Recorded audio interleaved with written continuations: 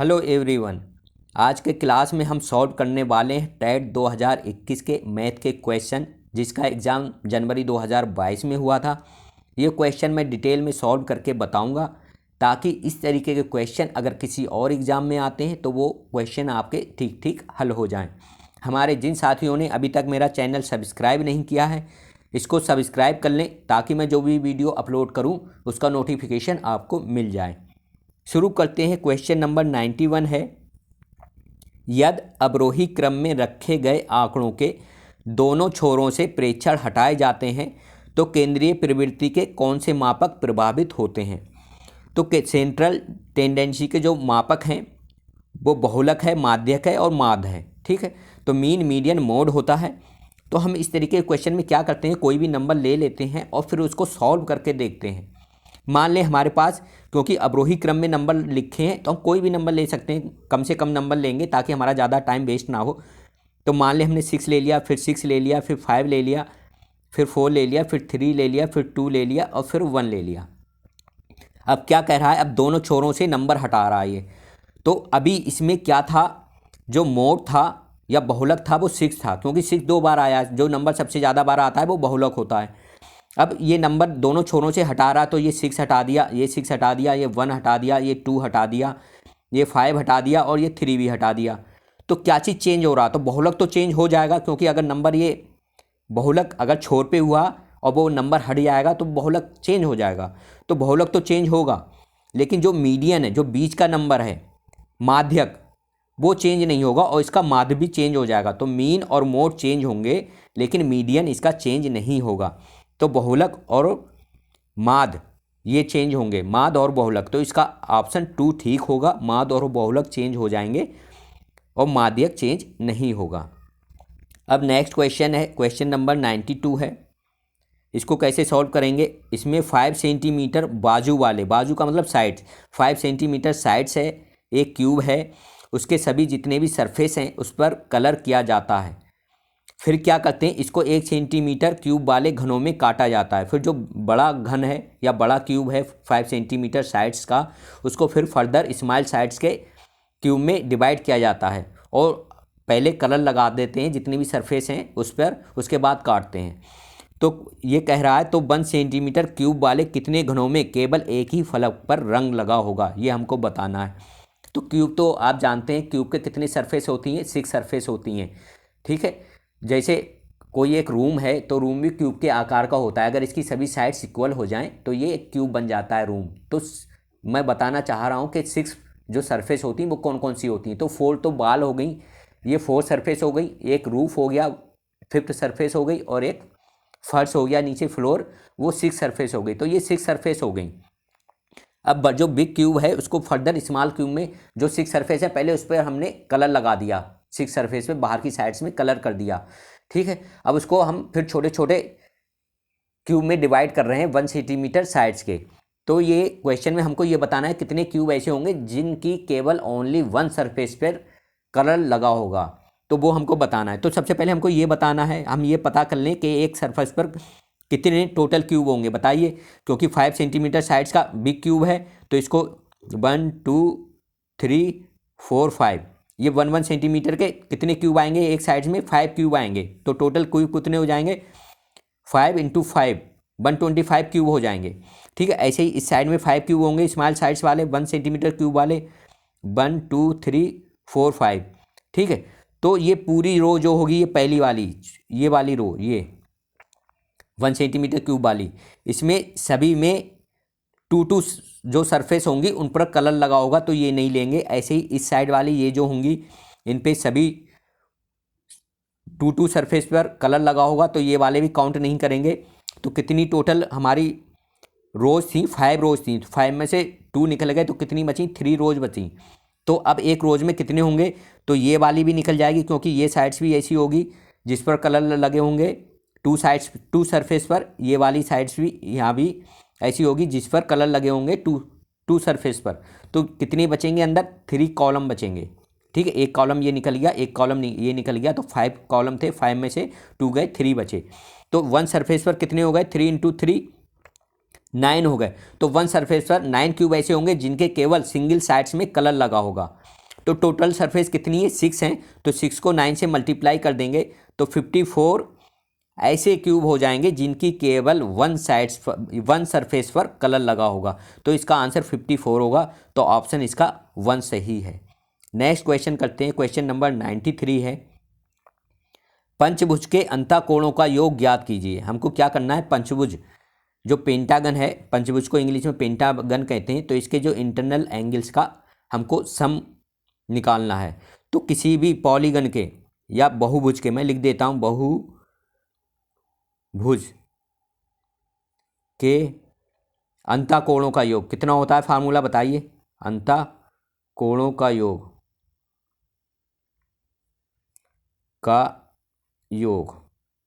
इसका फार्मूला होता है n-2 ब्रैकेट में इंटू 180 डिग्री। ठीक है, 180 डिग्री। n क्या है, n जो है बहुभुज की भुजाओं की संख्या है। n क्या है, बहुभुज की भुजाओं की संख्या है। तो यहाँ n की वैल्यू कितनी हो जाएगी, पंचभुज है तो पंचभुज में कितनी भुजाएं होती हैं, 5 होती हैं, तो n बराबर 5 हो जाएगा। ठीक है, तो n की वैल्यू रख देंगे तो 5 - 2 ब्रैकेट बंद इंटू 180 डिग्री। ठीक है, 5 में से 2 गए, 3 बचे, तो 3 इंटू 180 डिग्री कितना हो जाएगा, 540 डिग्री। तो कितना आंसर आएगा इसका, 540 डिग्री। तो इसका ऑप्शन 1 ठीक हो जाएगा 93 का। तो इस तरीके से कोई भी क्वेश्चन आप सॉल्व कर सकते हैं। ऑक्टागन आ सकता है, ऑक्टागन में n की वैल्यू कितनी हो जाएगी, 8 हो जाएगी। हेक्सागन आ सकता है, हेक्सागन में n की वैल्यू 6 हो जाएगी। तो आपको बस फार्मूला याद रखना है, n-2 ब्रैकेट बंद इंटू 180 डिग्री होता है अंतःकोणों का योग। या अंतःकोणों का योग दिया होता है तो एक कोण का मान पूछ लेता है, तो वो भी आपको याद रखना है। तो उसमें n की वैल्यू भी पूछ सकता है, कितनी भुजाएं होंगी, अंतःकोणों का योग इतना है तो उसकी कितनी भुजाएं होंगी, तो फार्मूला सेम लगाएंगे और फिर n की वैल्यू निकाल लेंगे हम। इस तरीके से क्वेश्चन सॉल्व करते रहते हैं। अब नेक्स्ट क्वेश्चन है 94 है, एक खंबे का 4/7 भाग कीचड़ में धंसा है। जब धंसे हुए भाग का 1/3 भाग बाहर खींचा जाता है तो पाया गया कि 8 मीटर माप का खंबा अभी भी कीचड़ में है। तो खंबे की पूरी माप क्या होगी, तो मान लेते हैं खंबे की पूरी माप x है। तो कीचड़ में कितना धंसा हुआ है, या जो उसका भाग कीचड़ में है वो 4/7 है। तो x का 4/7 भाग कितना हो जाएगा, x इंटू 4/7, इतना कीचड़ में धंसा है। ठीक है, अब जो धंसे हुए भाग का, तो धंसा हुआ भाग कितना है, x इंटू 4/7, तो 4x/7 हो जाएगा धंसा हुआ। ठीक है, अब इसका 1/3 भाग बाहर खींचा जाता है, तो 4x/7 का 1/3 भाग कितना हो जाएगा, तो 4x/7 इंटू 1/3 कितना हो जाएगा, 4x/21 हो जाएगा। ये कीचड़ से बाहर निकाल लिया गया। तो पाया गया कि 8 मीटर माप का खंभा अभी भी कीचड़ में है। तो ये कीचड़ का से जो बाहर निकल गया, कितना निकल गया, 4x/21, और कीचड़ में था कितना, 4x/7 था। तो 4x/7 में से 4x/21 माइनस करेंगे तो ये किसके इक्वल आना चाहिए, कीचड़ में जो धंसा हुआ भाग कितना है, 8 मीटर है, तो ये 8 के इक्वल आनी चाहिए। यही हमको निकालना है। तो 4x/7 minus 4x/21 equal to 8 कर दिया मैंने। अब इसको सॉल्व करते हैं। ठीक है, कैसे सॉल्व करेंगे, ये है 4x/7 माइनस 4x/21, 21 एलसीएम हो जाएगा इसका, तो 7 × 21 होता है, 4 × 12 हो जाएगा, 12x माइनस 4x/27, ये किसके इक्वल था, 8 के इक्वल था। 8 के नीचे 1 मान लेते हैं, 12 में से 4 गए, कितने बचे, 8x बचे, 8x/21 इक्वल टू 8/1। अब इसको सरल कर लेते हैं, 8 से 8 कट जाएगा, क्रॉस मल्टीप्लाई हो जाएगा, तो x इक्वल टू कितना आएगा, x इक्वल टू 21 मीटर हो जाएगा। तो इसका आंसर कितना हो जाएगा, 21 मीटर। फोर्थ ऑप्शन ठीक है 94 का। नेक्स्ट क्वेश्चन देखते हैं, क्वेश्चन नंबर 95 है। 95 है, ए और बी किसी काम को 12 दिन में कर सकते हैं, बी और सी उसी काम को 15 दिन में कर सकते हैं, सी और ए उसी काम को 20 दिन में कर सकते हैं। ए अकेले उसी काम को कितने दिनों में करेगा। इसकी मैं शॉर्ट ट्रिक बता रहा हूँ। जिन लोगों ने मेरे पहले की वीडियो नहीं देखी है, वर्कआउट टाइम की मेरी वीडियो डली हुई है, उसमें मैंने शॉर्ट ट्रिक मेथड बताया हुआ है कि कैसे सॉल्व करते हैं। यहाँ भी मैं इसको सॉल्व करके बता देता हूँ। हम इसको लिख लेते हैं, ए प्लस बी कितना है, फिर से लिखते हैं, ए गलत बन गया, ए प्लस बी इक्वल टू कितना है, ए प्लस बी है 12। ठीक है, और बी प्लस सी मिलकर कितने दिन में करते हैं, 15 दिन में, और सी प्लस ए मिलकर कितने दिन में करते हैं, 20 दिन में। ये हमने लिख लिया। अब हम क्या करते हैं, दूसरा कॉलम में हम क्या करते हैं, इन तीनों का 12, 15 और 20 का एलसीएम ले लेंगे। तो इनका एलसीएम कितना हो जाएगा, 60 हो जाएगा। ठीक है, अब जो थर्ड कॉलम में हम क्या करेंगे, 60 को ये 12 से डिवाइड करेंगे तो कितना आएगा, 12 पंजे 60। ठीक है, 15 से 60 को डिवाइड करेंगे तो कितना आएगा, 4 आएगा। ए प्लस बी का उसके सामने लिखेंगे, बी प्लस सी का उसके सामने लिखेंगे। इसी सी प्लस ए का क्या है, 20 है। 20 से 60 को डिवाइड करेंगे तो 20 यहाँ 60 आएगा। ठीक है, अब इधर हम जोड़ेंगे तो ए एक बार ये आया, एक बार ये आया, तो कितना हो जाएगा 2a।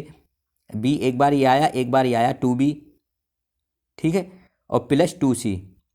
ऐसे ही ये जोड़ेंगे हम, ये वाला 5, 4, 3 कितना हो जाएगा, 5, 4, 9, 10, 12 हो जाएगा। ठीक है, तो यहाँ से 2 कॉमन है तो a प्लस बी प्लस सी कितना हो जाएगा, 12 हो जाएगा। तो a प्लस बी प्लस सी कितना हो जाएगा बताइए, 12 को 2 से डिवाइड, 2 उधर जाके डिवाइड कर देगा, a plus b plus c equal to कितना हो जाएगा, 6 हो जाएगा।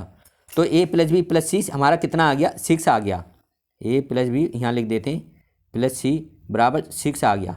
अब पूछ क्या रहा, a अकेला कितने दिनों में काम करेगा। तो बताइए a प्लस बी प्लस सी में से मैं क्या चीज़ माइनस करूँ ताकि a आ जाए। तो a प्लस बी प्लस सी में से अगर मैं ये b प्लस सी माइनस कर दूँ तो b से b कट जाएगा, c से c कट जाएगा, सिर्फ a बचेगा। तो a प्लस बी प्लस सी का फैक्टर कितना है, 6 है। ठीक है, और b प्लस सी का फैक्टर कितना है, ये 4 है। तो 6 में से 4 माइनस करेंगे कितना आएगा, तो a आ जाएगा। a प्लस बी प्लस सी में से b प्लस सी का फैक्टर माइनस करेंगे क्योंकि हमको a निकालना है। तो b से b और c से c कट जाएगा। तो a प्लस बी प्लस सी 6 में से b प्लस सी का फैक्टर ये 4 है, ये माइनस कर देंगे तो 6 माइनस 4 कितना हो जाएगा, 2 हो जाएगा। तो a का फैक्टर कितना आया, 2 आ गया। अब 60 को हम क्या करेंगे, जो a का फैक्टर है उससे डिवाइड कर देंगे। क्या करेंगे, 60 को जो a का फैक्टर 2 आया था उससे डिवाइड कर देंगे तो 30 डेज आएगा। तो इसका आंसर क्या हो जाएगा, 30 डेज हो जाएगा। अगर आपको ये मेरा क्वेश्चन सॉल्यूशन समझ में नहीं आया है तो डिटेल में मैंने एक वीडियो बनाई हुई है वर्क एंड टाइम पर, तो मेरे चैनल में जाके उस वीडियो को आप दोबारा देख सकते हैं। अब नेक्स्ट क्वेश्चन है, इसका ऑप्शन 2 ठीक हो जाएगा। नेक्स्ट क्वेश्चन है, क्वेश्चन नंबर 96 है। यदि किसी वस्तु का क्रय मूल्य उसके विक्रय मूल्य का 3/2 है तो लाभ या हानि होगा। अब लाभ या हानि होगा वो तो यहीं से पता लग जाएगा, क्रय मूल्य ज़्यादा है, विक्रय मूल्य कम है, मतलब जितने रुपए में खरीदी है उससे कम में बेच रहे हैं तो हमें घाटा होगा। हानि होगा ये तो कन्फर्म हो गया, क्योंकि मान लेते हैं इसका विक्रय मूल्य x है। ठीक है, तो विक्रय मूल्य क्या हो गया, विक्रय मूल्य x हो गया, तो क्रय मूल्य क्या हो जाएगा, 3/2x हो जाएगा। ठीक है, तो क्रय मूल्य जो है विक्रय मूल्य का 3/2x है। तो लाभ या हानि क्या होता है, तो यहाँ हानि होगी क्योंकि क्रय मूल्य ज़्यादा है। ठीक है, तो हानि बराबर होगा क्रय मूल्य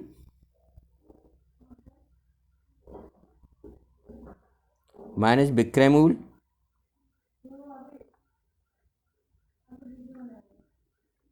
अपॉन क्रय मूल्य इंटू 100। ठीक है, इंटू 100 कर लेंगे।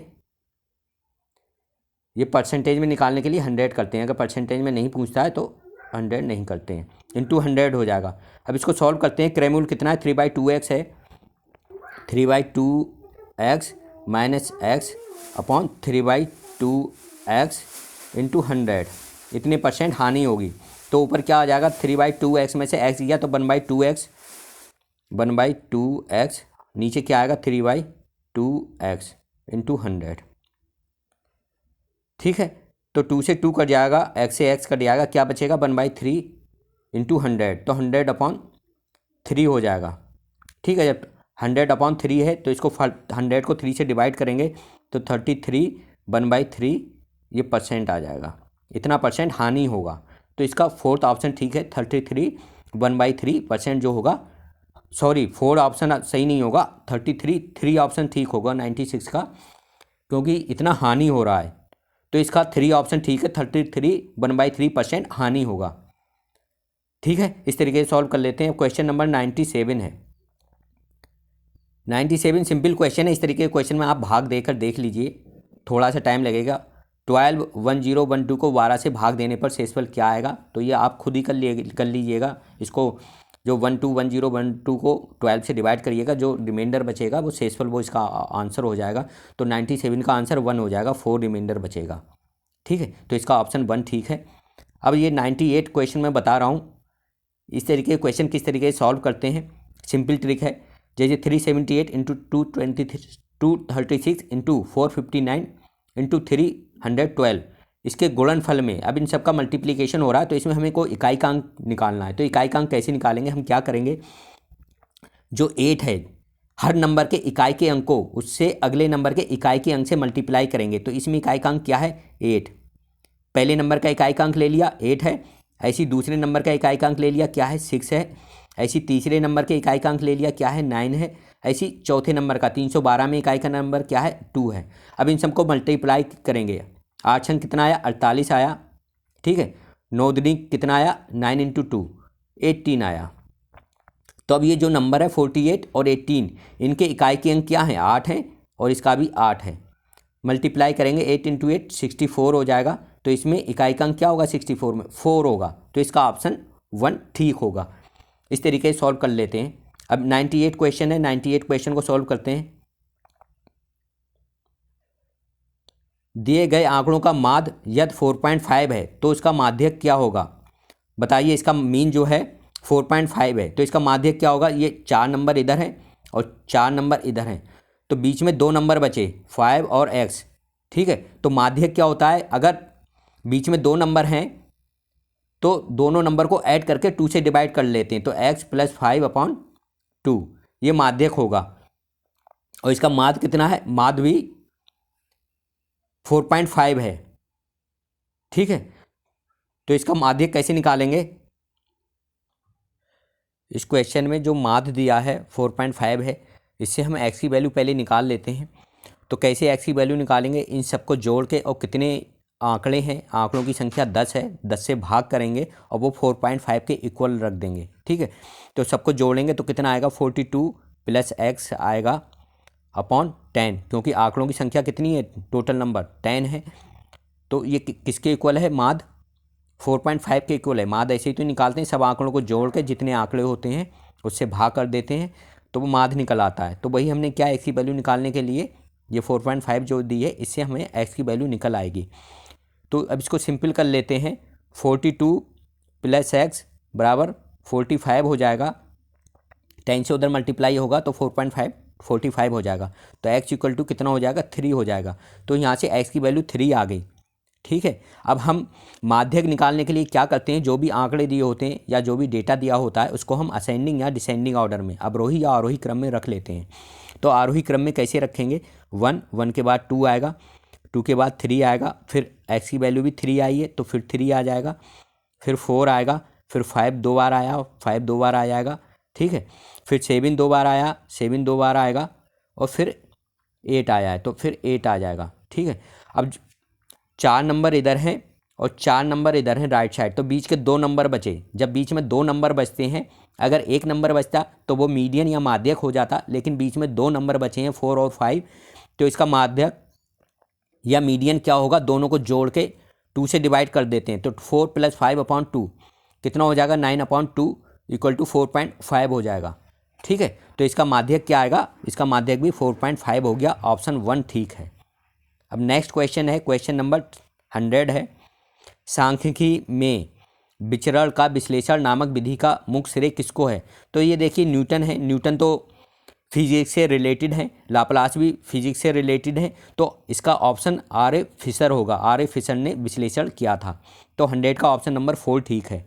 कभी कभी अगर आपको याद ना हो और ऑप्शन कोई सेलेक्ट करना हो, अपनी तरफ से तुक्का लगाना हो, तो आप सबसे पहले जो रिलेटेड नहीं है इस टॉपिक से उनको अलग कर देंगे, फिर जो बचता है उस पर थोड़ा ध्यान से सोच के कि मैथ से कौन रिलेटेड था, कौन साइंटिस्ट मैथ से रिलेटेड था, वो उस पर टिक करेंगे। मान लो अगर आपको याद नहीं है, नहीं तो इस तरीके के क्वेश्चन के 20वीं सदी के गणितज्ञ कौन थे, 16वीं सदी के गणितज्ञ कौन थे, इस तरीके के क्वेश्चन एक दो आ जाता है एग्जाम में, टीटी के एग्जाम में, तो वो आप याद कर लेंगे। अब नेक्स्ट क्वेश्चन है, क्वेश्चन नंबर 101 है,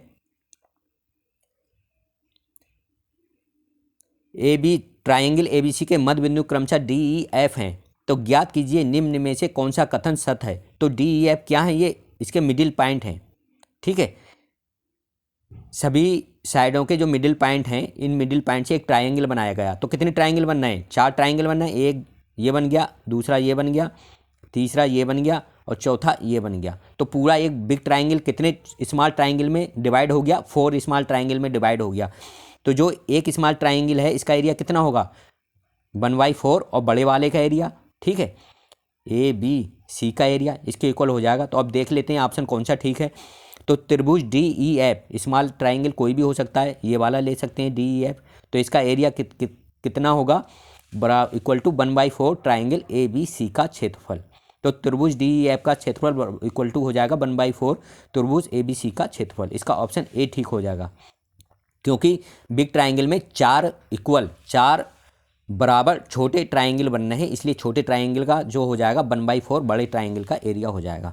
नेक्स्ट क्वेश्चन है, क्वेश्चन नंबर 102 है। ये भी थ्योरेटिकल बेस है। यदि किसी दिए गए आंकड़ों का समांतर माद ए है, ज्यामितीय माद जी है तथा हरणात्मक माद एच है, तो समांतर माद होता है, ज्यामिट्रिक माद होता है और हरणात्मक माद होता है। तो इन तीनों में क्या रिलेशन होता है? तो सबसे बड़ा जो होता है ए होता है, समांतर माद होता है, फिर जी होता है, फिर एच होता है। तो बराबर भी हो सकते हैं, तो बराबर का निशान भी होना चाहिए और A greater than or equal to, ठीक है। तो कभी कभी अगर एग्जाम में इस तरीके से बराबर का निशान ना लगा हो तो, और बराबर का निशान वाले भी ऑप्शन दिए हो, तो greater than or equal to वो वाले ऑप्शन ठीक होंगे। तो सबसे बड़ा ए, फिर जी, फिर एच। तो सबसे बड़ा ए होगा, फिर जी होगा, फिर एच होगा, ये ध्यान रखना है आपको। अब क्वेश्चन नंबर 103 है। यदि दो संख्याओं का अंतर तथा गुणनफल क्रमशः 5 तथा 36 हो तो उनके व्युत्क्रम का अंतर बताइए। सिंपल क्वेश्चन है, बस आपको तरीका आना चाहिए क्वेश्चन कैसे सॉल्व करते हैं। मान लेते हैं दो संख्याएं x हैं और y हैं, ठीक है। तो x माइनस वाई कितना दिया है? 5 दिया है। और एक्स वाई कितना दिया है? दोनों का गुणनफल 36 दिया है, ठीक है। हमको निकालना क्या है? उनके व्युत्क्रम का अंतर। तो x का व्युत्क्रम क्या हो जाएगा? 1/x हो जाएगा और y का व्युत्क्रम क्या हो जाएगा? 1/y। तो इनका अंतर निकाल लेते हैं, -1/y। अब 1/x माइनस 1/y, इसको सिंपल करेंगे। कैसे करेंगे? एक्स वाई जो होगा एलसीएम हो जाएगा, तो y माइनस एक्स हो जाएगा। तो y minus x upon x y हो गया। और y माइनस एक्स या x माइनस वाई दिया है 5 दिया है, तो ये कितना हो जाएगा 5। और एक्स वाई कितना दिया है? 36 दिया है।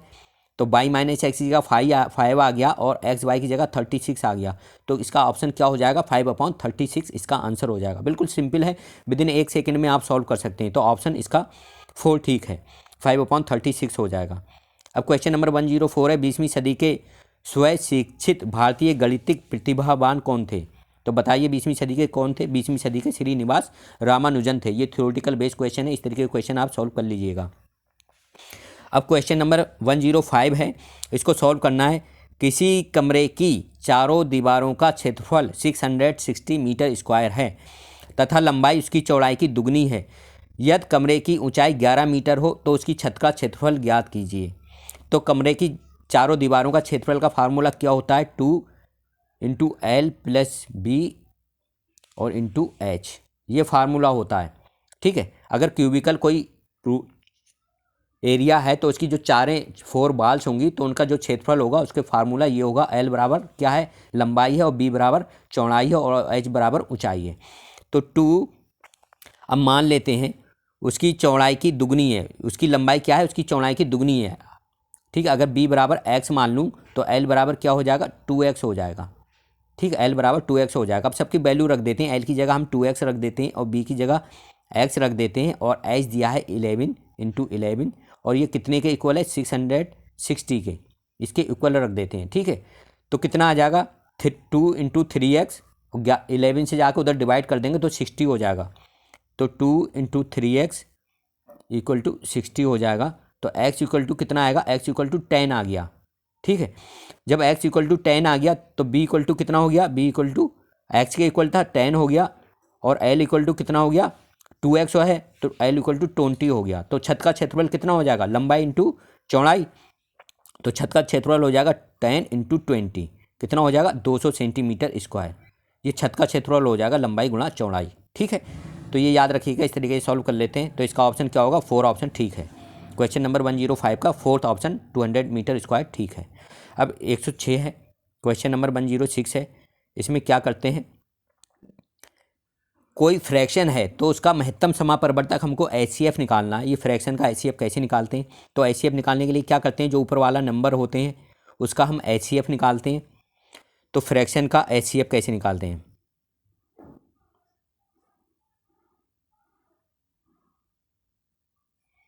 तो जो ऊपर वाला नंबर होता है अपर नंबर का एचसीएफ लेते हैं, ठीक है।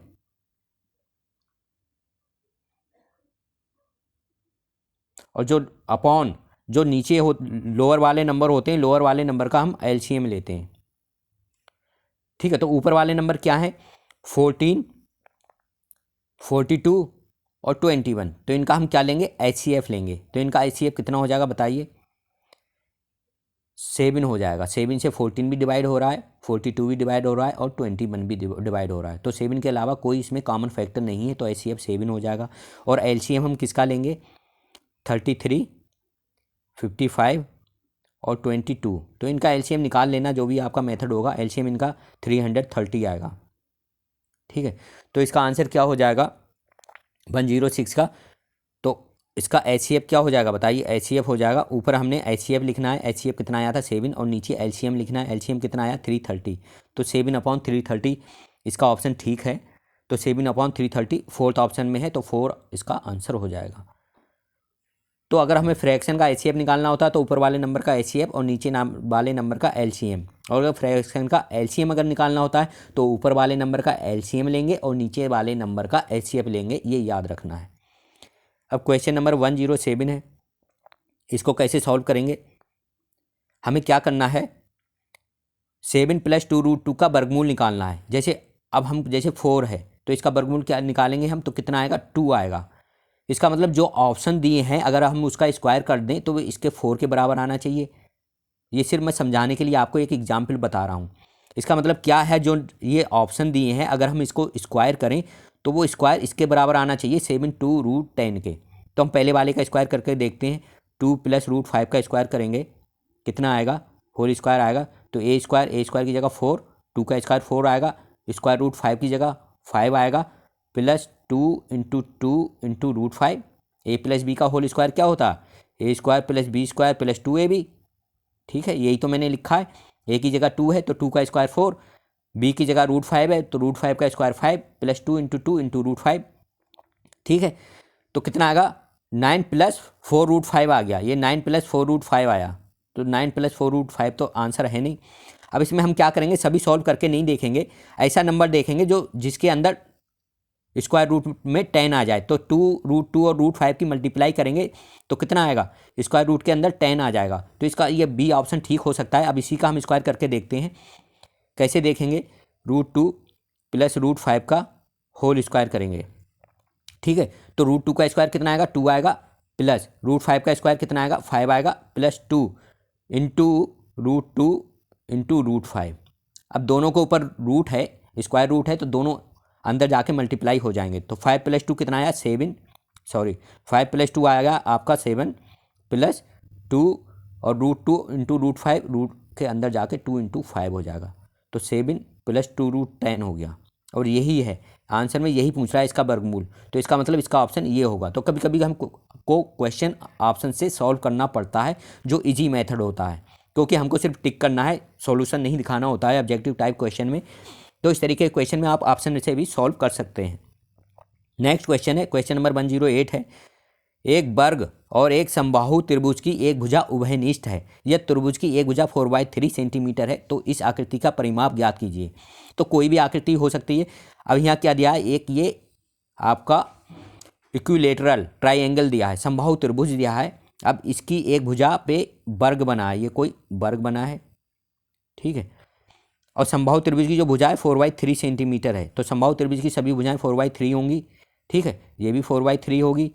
अब ये स्क्वायर है, ABCD, ABCD स्क्वायर है, तो AD बराबर AB होगा, सभी भुजाएं बराबर होंगी। ये भी 4/3 हो गया, ये भी 4/3 हो गया, और ये भी 4/3 हो गया, ठीक है। अब हमको क्या निकालना है, इसका परिमाप निकालना है। तो कोई भी आकृति होती है उसका परिमाप निकालने के लिए क्या करते हैं, उसकी जो बाहर की भुजाएं वो जोड़ देते हैं, अंदर की भुजा नहीं जोड़ेंगे, ये याद रखना है। तो बाहर की एक भुजा ये हो गई, ठीक है, इसको ब्लू से करते हैं। तो बाहर की एक भुजा ये हो गई, दूसरी भुजा ये हो गई, तीसरी भुजा ये हो गई, चौथी भुजा ये हो गई और पाँचवीं भुजा ये हो गई। याद रखना किसी भी आकृति का जब परिमाप निकाला जाता है तो उसमें अंदर की ये भुजा नहीं जुड़ेगी, अंदर की भुजाएं नहीं जुड़ती, सिर्फ बाहर की भुजाएं जुड़ती हैं। तो बाहर की कितनी हो गई, ये 4/3 हो गया, प्लस 4/3 हो गया, प्लस 4/3 हो गया, प्लस 4/3 हो गया, प्लस 4/3 हो गया। तो 4/3 कितनी बार जुड़ेगा, 5 बार। तो 5 × 4/3 लिख सकते हैं हम, ठीक है। तो 20/3 हो जाएगा, कितना हो जाएगा 20/3। इसका आंसर कितना हो जाएगा 20/3। तो 20/3 ऑप्शन में नहीं दिया है तो 3 से डिवाइड कर देंगे, कितना आएगा 3 × 18, कितने बचे 2 बचे, 2 ऊपर आ जाएगा और 3 नीचे आ जाएगा। तो 6 2/3 इसका आंसर हो जाएगा, इसका ऑप्शन 4 ठीक है। अब नेक्स्ट क्वेश्चन है, क्वेश्चन नंबर 109 है, निम्नलिखित में से कौन सी संख्या 99 से विभाजित है। तो 99 से विभाजन का आप रूल पढ़ लेना, या अगर आप मान लें भूल जाएं एग्जाम में, आपके पास टाइम है तो नंबर को 99 से डिवाइड करके देख लेना। तो 109 का क्या ऑप्शन हो जाएगा, इसका ऑप्शन नंबर 4 ठीक है। इसको डिवाइड करके देख लेना 99 से, या क्या करेंगे आप 99 11 से डिवाइड हो रहा है तो 99 को 11 से डिवाइड कर देंगे और 11 से हम डिवाइड करके देखेंगे इन सारे नंबर को कौन सा ऑप्शन ठीक आ रहा है, कौन सा पूरा 11 से डिवाइड हो जा रहा है। तो इसका ऑप्शन 4 ठीक है। आप स्मॉल भी कर सकते हैं बड़े क्वेश्चन को, तो 11 से डिवाइड करके देख सकते हैं। अब क्वेश्चन नंबर 110 है, पाई क्या है। तो पाई एक पूर्णांक है, पूर्णांक तो नहीं है, 3.14 या 22/7 होता है, पूर्णांक नहीं है, पहला ऑप्शन गलत है। अभाज्य संख्या है, अभाज्य संख्या भी नहीं है। अपरिमेय संख्या है, बताइए परिमेय और अपरिमेय संख्याएं क्या होती हैं। तो ये एक अपरिमेय संख्या है पाई। तो पाई से रिलेटेड क्वेश्चन आता रहता है, जब भी परिमेय अपरिमेय संख्या आती है तो उसमें पाई सिर्फ अक्सर पाई ही पूछा जाता है। तो ये याद कर लीजिएगा, पाई जो है एक अपरिमेय संख्या है। तो इसका ऑप्शन 3 ठीक है, पाई एक अपरिमेय संख्या है। अब क्वेश्चन नंबर 110 है, सॉरी 110 हो गया, अब 111 है। इसको सॉल्व करेंगे, यदि 10 की पावर 3x इक्वल टू 125 है तो 10 की पावर -2x का मान क्या होगा। तो 10 की पावर 3x दी है, ठीक है। 10 की पावर 3x कितनी है, 5 की पावर कितना है 3 है, ठीक है। तो हम ऐसे लिख सकते हैं 10 की पावर x की पावर 3 इक्वल टू 5 की पावर 3 लिख सकते हैं, क्योंकि 125 कितना है 5 × 5 × 5, तो 5 की पावर 3 लिख सकते हैं। अब ये घातें इक्वल हैं तो क्यूब रूट ले लेंगे दोनों तरफ, क्या करेंगे दोनों तरफ क्यूब रूट ले लेंगे। तो 10 की पावर x कितना हो जाएगा 5 हो जाएगा, 10 की पावर x इक्वल टू 5 हो गया। अब दोनों तरफ स्क्वायर कर देंगे, स्क्वायर कैसे करेंगे, 10 की पावर x का स्क्वायर इक्वल टू 5 का स्क्वायर। तो 10 की पावर x का स्क्वायर क्या हो जाएगा 10 की पावर 2x हो जाएगा, और 5 का स्क्वायर कितना आएगा 25 आएगा। अब हमको 10 की पावर -2x की वैल्यू निकालनी है, तो इसका व्युत्क्रम कर देंगे या इसका इनवर्स ले लेंगे। तो 1/10 की पावर 2x कर देंगे व्युत्क्रम, और 25 का व्युत्क्रम क्या आएगा 1/25 हो जाएगा। जब 10 की पावर 2x नीचे है इसको ऊपर ले जाएंगे तो क्या हो जाएगा 10 की पावर -2x हो जाएगा। जब नीचे से पावर ऊपर जाती है तो ऊपर जाके निगेटिव हो जाती है वो पावर। तो नीचे 10 की पावर अगर 2x प्लस है तो ऊपर जाके 10 की पावर -2x हो जाएगा। तो कितना हो जाएगा ये बताइए, 10 की पावर -2x इक्वल टू 1/25 हो जाएगा। तो इसका कौन सा ऑप्शन ठीक है, इसका ऑप्शन 1 ठीक है, 1/25 हो जाएगा। अब नेक्स्ट क्वेश्चन है, क्वेश्चन नंबर 112 है, 16075 को किसी संख्या से भाग देने पर भागफल 167 तथा शेषफल 43 प्राप्त होता है, तो भाजक ज्ञात कीजिए। तो भाजक मान लेते हैं x है, तो भाज्य बराबर क्या होता है, फार्मूला है भाज्य बराबर होता है भाजक इंटू भागफल, ये याद रखेंगे, प्लस शेषफल जो शेष बचता है, इंग्लिश में भी बताऊंगा मैं, इंटू शेषफल, ठीक है। अब इंग्लिश में कैसे लिखेंगे, तो इंग्लिश में जो डिविडेंड होता है तो dividend equal to divisor into quotient, divisor into quotient plus reminder, ये इंग्लिश में फार्मूला होता है।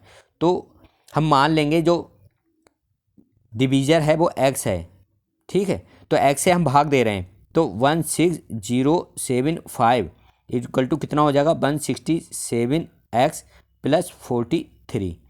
अब इसको जब हम सॉल्व करेंगे, ठीक है, 43 इधर ला के माइनस कर देंगे तो कितना आएगा बताइए, कितना आएगा 16,032 आएगा। कितना आएगा? 160, ये हो जाएगा 16032, 43 आके इधर माइनस हो जाएगा, तो 16032 इक्वल टू 167x। तो यहाँ से x इक्वल टू कितना हो जाएगा? x इक्वल टू हो जाएगा 16032 अपॉन 167। जब डिवाइड करेंगे तो कितना आएगा? 96 आ जाएगा। तो इसका आंसर क्या हो जाएगा? 96। सॉरी, इसका आंसर आएगा 96। हाँ, 96 ही इसका आंसर आएगा, तो 96 ठीक है। आप डिवाइड करके देख लीजिएगा कि 96 आ रहा है या क्या आ रहा है, लेकिन सॉल्व करने का तरीका यही है। ठीक है, अब 113 है क्वेश्चन नंबर। 50 से छोटे धन पूर्णांकों में अभाज्य संख्याएं कितनी होंगी? तो ये आप याद कर लीजिएगा, क्योंकि काउंट करेंगे अभाज्य संख्याएं तो आपका टाइम वेस्ट होगा। तो अभाज्य संख्याएं क्या होती हैं? जो सिर्फ 1 से या खुद से डिवाइड होती हैं कम्प्लीटली। जैसे 2 है, 2 सिर्फ 2 से या 1 से डिवाइड होगा और किसी दूसरे नंबर से डिवाइड नहीं होगा। ऐसी 3 है, 3 सिर्फ 3 से और 1 से डिवाइड होगा। ऐसे 5 है, 7 है। ठीक है, ये प्राइम नंबर हैं। तो ये अभाज्य संख्याएं 1 से लेकर 50 तक में कितनी आएंगी, वो कितनी होंगी, वो आपको बताना है। तो मान लें अगर एग्ज़ाम में भूल जाएं कि कितनी होंगी, तब तो आपको काउंट ही करना है, उसके अलावा कोई ऑप्शन नहीं है। लेकिन आप ये याद कर लीजिएगा, जो 1 से लेकर 50 तक अभाज्य संख्याएं होती हैं, उनकी संख्या कितनी होती है? 15 होती हैं। ये नंबर 15 होते हैं। ऐसे ही 50 से लेके 100 तक कितने होते हैं? 10 होते हैं। तो ये याद कर लीजिएगा, 50 से लेके 100 तक 10 अभाज्य संख्याएं होती हैं। 1 से लेके 50 तक 15 अभाज्य संख्याएं होती हैं। और अगर 1 से लेके 100 तक पूछ ले कितनी अभाज्य संख्याएं होती हैं, तो 25 होती हैं। ये 3 याद कर लीजिएगा। 1 से लेके 50 तक 15 अभाज्य संख्याएं होती हैं या प्राइम नंबर होते हैं 1 to 50। टोटल प्राइम नंबर कितने होते हैं? 15 होते हैं। 50 to 100 टोटल प्राइम नंबर कितने होते हैं? 10 होते हैं। और 1 to 100 टोटल प्राइम नंबर कितने होते हैं? 25 होते हैं। तो ये याद कर लीजिएगा, आपका क्वेश्चन ईजी हो जाएगा। तो इसका ऑप्शन क्या होगा?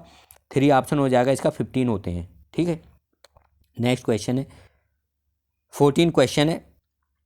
2 संख्याओं में सबसे बड़ी संख्या का 2 गुना छोटी संख्या के 5 गुने से 3 ज़्यादा है, तथा बड़ी संख्या का 4 गुने और छोटी संख्या के 3 गुने का योग 71 है। तो वो संख्याएं हमको बतानी है। वो संख्याएं कौन सी? मान लेते हैं एक संख्या x है जो बड़ी है और दूसरी संख्या y है जो छोटी है। अब क्या कह रहा? बड़ी संख्या का 2 गुना, तो बड़ी संख्या का 2 गुना 2x हो गया। किसके इक्वल है? छोटी संख्या के 5 गुने से 5y, और इसमें 3 जोड़ें, मतलब 5y से 3 ज़्यादा है, इसका मतलब 5y में 3 और जोड़ें तब वो 2x के इक्वल हो जाएगा। तो पहली इक्वेशन ये बन गई। और दूसरी इक्वेशन क्या कह रहा है? बड़ी संख्या के 4 गुने छोटी संख्या के 3 गुने का योग। तो बड़ी संख्या का 4 गुना तो 4x, और छोटी संख्या का 3 गुना 3y किसके इक्वल है? 71 के इक्वल है। अब ये 2 इक्वेशन बन गई और 2 इक्वेशन को आपको सॉल्व करना है। कैसे सॉल्व करेंगे? इक्वेशन को सॉल्व करना, जो ये इक्वेशन को सॉल्व करने की एक वीडियो मैंने बनाई हुई है। जिन लोगों ने इक्वेशन सॉल्व की वीडियो देखनी है तो वो मेरे चैनल में जाके देख सकते हैं। डिटेल में मैंने एक वीडियो बनाई हुई है। तो यहाँ से इक्वेशन को सॉल्व कर लेंगे। कैसे सॉल्व करेंगे? ये x की वैल्यू यहाँ से जो 2x है इक्वल टू 5y + 3 दूसरी इक्वेशन में लिख देंगे। तो 4x है, इसको हम लिख लेंगे 2 × 2x लिख लेंगे। ठीक है, और 2x की जगह लिख देंगे हम क्या? 5y + 7 और +3y इक्वल टू 71 है। तो यहाँ से y की वैल्यू निकल जाएगी। कैसे निकालेंगे? अंदर मल्टीप्लाई कर देंगे 2 से, तो 10y + 14 + 3y इक्वल टू 71। ठीक है, 10y + 3y 13y हो जाएगा। कितना आएगा? 65 आएगा। 14 उधर जाके माइनस हो जाएगा, 65 आएगा। तो y इक्वल टू कितना हो जाएगा? y इक्वल टू यहाँ से 5 आ जाएगा। अब y की वैल्यू आ गई। अब ऑप्शन में देखेंगे, सिर्फ एक ही ऑप्शन ऐसा है जिसमें 5 है, तो x की वैल्यू निकालने की ज़रूरत नहीं है, क्योंकि एक ही ऑप्शन ऐसा है जिसमें 5 आ रहा है और किसी में 5 नहीं आ रहा है। तो 2 ऑप्शन ठीक होगा। मान लें अब इसमें भी 5 होता, ये आंसर 17 और 5 होता, तब उस केस में आपको x की वैल्यू भी निकालनी पड़ती। तो जब y की वैल्यू पता लग गई तो किसी इक्वेशन में भी y की वैल्यू रख के हम x की वैल्यू निकाल सकते हैं। लेकिन यहाँ सिर्फ एक ही ऑप्शन ऐसा है जिसमें 5 दिया है, तो यही ठीक होगा। ऑप्शन नंबर 2 ठीक है। तो ज़्यादा टाइम वेस्ट करने की ज़रूरत नहीं है। अब क्वेश्चन नंबर 15 है। एक वर्ग का क्षेत्रफल जिसकी एक भुजा 8 सेंटीमीटर है, उस आयत के क्षेत्रफल के बराबर है जिसकी लंबाई 16 सेंटीमीटर है। आयत की चौड़ाई ज्ञात कीजिए। तो एक वर्ग का क्षेत्रफल कितना है? तो वर्ग का क्षेत्रफल हम निकाल लेंगे। वर्ग का क्षेत्रफल क्या होता है? भुजा का स्क्वायर होता है, भुजा का स्क्वायर या साइड का स्क्वायर। ठीक है, तो क्षेत्रफल कितना हो जाएगा स्क्वायर का? 8 का स्क्वायर 64। ठीक है, ऐसी आयत का क्षेत्रफल के बराबर है, तो आयत का क्षेत्रफल कितना हो जाएगा? 64 हो जाएगा, क्योंकि आयत का और वर्ग का क्षेत्रफल इक्वल है। अब आयत की जो लंबाई है एल कितनी है? 16 सेंटीमीटर है। इसकी चौड़ाई बी हमको निकालनी है, तो एल इंटू बी कितना हो जाएगा? 64 हो जाएगा, क्योंकि वर्ग का क्षेत्रफल जो है आयत के क्षेत्रफल के बराबर है। एल हमको दिया है 16 इंटू बी बराबर 64। यहाँ से बी निकल जाएगा, बी इक्वल टू 64/16। तो बी इक्वल टू कितना आएगा? 4 आ जाएगा। तो बी कौन सा ऑप्शन ठीक होगा? 115 में 4, फोर्थ ऑप्शन ठीक होगा। तो ये इसका आंसर हो जाएगा, 115 का 4 हो जाएगा। क्वेश्चन इजी है, बहुत जल्दी आप सॉल्व कर सकते हैं, बस आपको पता होना चाहिए कि सॉल्व कैसे करना है। अब क्वेश्चन नंबर 116 है, इसको देखेंगे कैसे सॉल्व करेंगे। इस तरीके का क्वेश्चन हर बार टीटी के एग्जाम में रिपीट होता है। ये इंपॉर्टेंट क्वेश्चन है, ये मैं देख रहा हूँ हर बार एग्जाम में इस तरीके का क्वेश्चन आया है। तो ये कैसे सॉल्व करेंगे? a/3 बराबर b/4 बराबर c/7 दिया है। हमको निकालना क्या? a + b + c/c निकालना है। तो a के नीचे जो है, b के नीचे जो है वही मान लेते हैं कि a = 3 हो गया, b = 4 हो गया और c = 7 हो गया। ठीक है, यही मान लेते हैं, शॉर्ट ट्रिक मेथड यही है। तो 3, a की जगह 3, b की जगह 4 और c की जगह 7, इन सबको ऐड करके नीचे क्या है? c है, तो c के नीचे जो है वो वाला नंबर लिख देते हैं 7। तो कितना हो जाएगा? 14/7 = 2। तो इसका ऑप्शन क्या हो जाएगा? 2 ठीक है, तो इसका आंसर 2 हो जाएगा। 116 का आंसर 2 हो जाएगा। नेक्स्ट क्वेश्चन है, क्वेश्चन नंबर 117 है। अब देखते हैं, ये कैलेंडर का क्वेश्चन है। कैलेंडर के क्वेश्चन कैसे सॉल्व करते हैं? 5 जनवरी 1991 को शनिवार था, तो 3 मार्च 1992 को सप्ताह का कौन सा दिन होगा? तो पहले हम क्या करते हैं, 1991 जो है एक लीप ईयर नहीं है, क्योंकि ये 4 से डिवाइड नहीं हो रहा है। तो इसमें कितने दिन होंगे? 365 डेज होंगे। 365 डेज का मतलब क्या? इसे 7 से डिवाइड करेंगे, कितना आएगा? 7 पंजे 35, 7 दूनी 14 और 1 डे बचेगा। ठीक है, तो कितना ऑड डे हो गया? 1 ऑड डे हो गया। 52 होल वीक हो गए और 1 ऑड डे हो गया। तो 5 जनवरी को कौन सा दिन होगा बताइए? जब 1 ऑड डे आ जाता है तो 5 जनवरी 1992 को क्या होगा? तो 5 जनवरी 1992 को कौन सा दिन होगा बताइए? एक ऑड डे आ गया, पहले क्या था? शनिवार था। तो अब जब एक आउट डे आ गया तो उससे अगला दिन होगा। 2 आउट डे आएंगे तो 2 दिन बाद, 3 आउट डे आएंगे तो 3 दिन बाद। तो एक आउट डे आया है तो सैटरडे से अगला दिन क्या होगा? संडे होगा। तो 5 जनवरी 1992 को क्या होगा? संडे हो गया।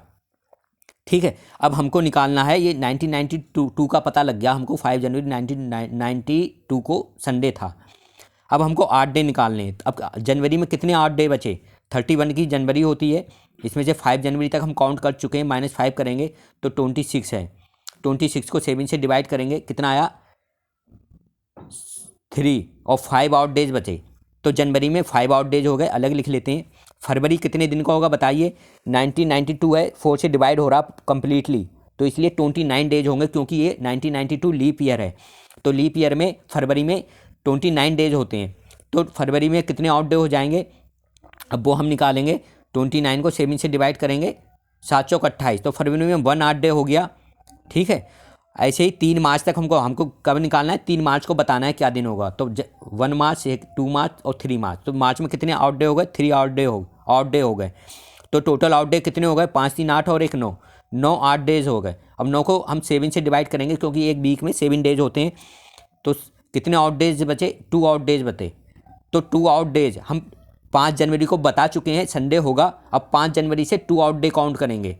ठीक है, क्योंकि 2 आउट डे आए हमारे निकालने पर 2 आउट डे आए कब तक? 3 मार्च तक। तो 3 मार्च तक 2 दिन और ऐड करेंगे, तो मंडे आएगा एक दिन बाद, फिर एक दिन बाद क्या आएगा? ट्यूसडे आएगा। तो कौन सा दिन होगा? ट्यूसडे होगा। ट्यूसडे का मतलब मंगलवार। तो 3 मार्च 1992 को सप्ताह का मंगलवार होगा। इस तरीके से सॉल्व कर लेते हैं, इसका आंसर 1 हो जाएगा। अब क्वेश्चन नंबर 118 है, इसको सॉल्व करते हैं, देखते हैं कैसे सॉल्व करेंगे। सिंपल क्वेश्चन है 118, बस आप लोग क्या करते हैं, क्वेश्चन देखकर डर जाते हैं कि क्या है, क्योंकि वो आपने पढ़ा नहीं होता है। मैंने घात और घातांक पे भी क्वेश्चन एक वीडियो बनाया हुआ है। जो भी हमारे साथी उस वीडियो को देखना चाहते हैं तो मेरे चैनल में जाके देख सकते हैं। अब हमको सॉल्व करना है 1/3 की पावर -3 -1/4 की पावर -2, और उसको हमको डिवाइड करना है 1/4 की पावर -3 से। अब देखते हैं 1/3 की पावर -3 है, तो तो इसको हम क्या लिख सकते हैं, इसको हम लिख सकते हैं 3 की पावर 3, ठीक है, क्योंकि इसका व्युत्क्रम जब करेंगे तो पावर जो है प्लस में हो जाएगी। जब 1/3 का हम व्युत्क्रम या इन्वर्स लेंगे तो पावर जो होगी वो प्लस हो जाएगी। तो इसी तरह हम सॉल्व करते हैं। 3 की पावर 3 आ गया, -4 की पावर 2 आ गया, ठीक है। इसको डिवाइड करेंगे किससे, इसका भी व्युत्क्रम लेंगे 4 से, तो 4 की पावर 3 से डिवाइड करेंगे, ठीक है। 3 की पावर 3 कितना हो जाएगा 27, 3 3 9 3 27, 4 की पावर 2 कितना हो जाएगा 16, क्योंकि 4 की 2 बार मल्टीप्लाई, यहाँ 3 की 3 बार मल्टीप्लाई। इसको हम डिवाइड करेंगे किससे, 4 की पावर 3, 4 की पावर 3 कितना हो जाएगा 64 हो जाएगा, यानी कि 4 × 4 × 4, 4 की पावर 3 का मतलब 64 हो जाएगा। तो 27 में से 16 के कितने बचे 1, 11 बचे, तो 11/64 कितना आंसर हो जाएगा 11 क्योंकि 11 को 64 से डिवाइड करेंगे तो इसको लिख सकते हैं हम 11/64, तो 11/64 इसका आंसर हो जाएगा। तो इसका ऑप्शन क्या है, फोर्थ ऑप्शन ठीक है 11/64। अब क्वेश्चन नंबर 119 है। इस तरीके भी क्वेश्चन आते हैं, इंपॉर्टेंट क्वेश्चन है लेकिन देखते ही आप सॉल्व कर सकते हैं। मैं जो ट्रिक बताने वाला हूँ, इस तरीके के क्वेश्चन बिल्कुल एग्जाम में मत छोड़िएगा, सिंपल क्वेश्चन होते हैं और उसमें कुछ नहीं करना होता है। एक त्रिभुज की रचना करने के लिए संभव भुजाएं हैं। अब मान लेते हैं कोई त्रिभुज है, मैं जनरल क्वेश्चन बता रहा हूँ आपको करके, ABC त्रिभुज की भुजाएं हैं। तो त्रिभुज बनने के लिए क्या होना चाहिए, A+B C से बड़ा होना चाहिए, B+C A से बड़ा होना चाहिए और C+A बड़ा होना चाहिए B से। यानी कि किन्हीं भी दो भुजाओं का सम तीसरी भुजा से हमेशा बड़ा होना चाहिए, तब त्रिभुज बनेगा, वरना त्रिभुज नहीं बनेगा। अब देखते हैं ऑप्शन में कौन सा ठीक है। कोई भी दो भुजाएं जोड़ते हैं, 6 + 3 और 5.9, 6 5 कितना आएगा 11 आएगा, 11 4.6 से बड़ा है, ठीक है, हो सकता है। अब 5 और 4 जोड़ेंगे, किस 5.9 और 4.6 कितना आएगा 5 और 9 10.5 आएगा, 10.5 6.3 से बड़ा है, ठीक है। अब 6.4 और 4.6 जोड़ेंगे कितना आएगा 6 4 10 10.9 आएगा, तो ये भी बड़ा है, तो ये ऑप्शन हो सकता है, ये तो ऑप्शन ठीक है, ये तो होगा। अब बाकी ऑप्शन देखेंगे 6.5 और ये 105 मिलीमीटर दिया है, ये भी ध्यान रखेंगे, जो डायमेंशन हो वो भी सेम होनी चाहिए। मिलीमीटर को हम सेंटीमीटर में चेंज करेंगे, क्योंकि और भुजाएं ये सेंटीमीटर में दिया है 6.5, तो इसको भी हम सेंटीमीटर में चेंज कर लेते हैं। तो ये सेंटीमीटर कितना हो जाएगा 10.5 सेंटीमीटर हो जाएगा और ये 3.9 सेंटीमीटर हो जाएगा, ठीक है। अब 3.9 को और 6.5 को हम जोड़ेंगे तो कितना आएगा 6 3 9 और 10.4 आएगा। 10.4 10.5 से छोटा है, तो ये ट्रायंगल नहीं बन सकता। ऐसे इसमें भी जोड़ के देखेंगे तो इसमें भी छोटा आ जाएंगे दो भुजाओं का सम, ये भी नहीं बन सकता, ये भी नहीं बन सकता। तो आपको याद रखना है ट्रायंगल या त्रिभुज तब बनेगा जब उसकी किसी भी दो भुजाओं का, जैसे ABC भुजाएं हैं तो इसको जोड़ के देखेंगे, ये C से बड़ा होना चाहिए, B और C को जोड़ेंगे A से बड़ा होना चाहिए, A और C को जोड़ेंगे जो B से बड़ा होना चाहिए, ठीक है। तो 3 ही ऑप्शन बनना है जोड़ने के, उन 3 ऑप्शन को जोड़ के देख लेते हैं और उसी से हमें पता लग जाता है कि कौन सा ऑप्शन ठीक है। अब क्वेश्चन नंबर 120 है, इसको देखेंगे, लास्ट क्वेश्चन है मैथ का। √3 स्क्वायर रूट 3 है और क्यूब रूट 4 है और 4 रूट 5 है। अब इसको कैसे सॉल्व करेंगे, अब हम 3 रूट लेते हैं, अब इसको भी हम 4 रूट में लिख लेते हैं। √3 को यहाँ 4 लिखेंगे तो अंदर 3 का स्क्वायर हो जाएगा, ठीक है, क्योंकि बाहर स्क्वायर रूट का मतलब क्या होता है, स्क्वायर रूट का मतलब 2 होता है, ठीक है। 2√3 लिख सकते हैं इसको। अब 2 को हम 4 कर रहे हैं, 2 से मल्टीप्लाई कर रहे हैं तो ऊपर जाके 3 की पावर 2 हो जाएगा, तो इसको क्या कितना हो जाएगा 3 3 9 हो जाएगा। तो ये 4 रूट 5 से तो बड़ा है, तो सबसे बड़ा ये होगा √3 नंबर, तो सबसे बड़ा आपका कौन सा होगा √3 नंबर होगा। अब इसमें हमको देखना है, तो सबसे जो ऑप्शन दिया है उसमें सबसे बड़ा ऑप्शन यही है √3 सबसे बाद में दिया है, हमको आरोही क्रम में लिखना है, तो यही ऑप्शन इसका हो सकता है, ठीक है। इसके अलावा कोई ऑप्शन नहीं हो सकता, ये करके देख लेते हैं। बाकी अगर आपको और डिटेल में पढ़ना है तो क्यूब रूट, स्क्वायर रूट और डेटा रूट निकाल के देख सकते हैं, इसकी डिटेल में किसी भी बुक से पढ़ सकते हैं। तो आज के क्लास में सिर्फ इतना ही। जिन हमारे साथियों ने हमारा चैनल सब्सक्राइब नहीं किया है इसको सब्सक्राइब कर लें, ताकि मैं जो भी वीडियो अपलोड करूं उसका नोटिफिकेशन आपको मिलता रहे। नेक्स्ट वीडियो में मैं कुछ और जो TT के ओल्ड क्वेश्चन पेपर हैं उनको सॉल्व करना बताऊंगा, क्योंकि एग्ज़ाम में इसी तरीके के क्वेश्चन बार बार रिपीट होते हैं, तो कहीं ऐसा ना हो पेपर रिपीट हो और आप पढ़ने से रह जाएँ पुराना पेपर और आपके क्वेश्चन गलत हो जाएँ, तो इसलिए पुराने पेपर ज़रूर पढ़ें। आज के वीडियो में सिर्फ इतना ही। Thank you.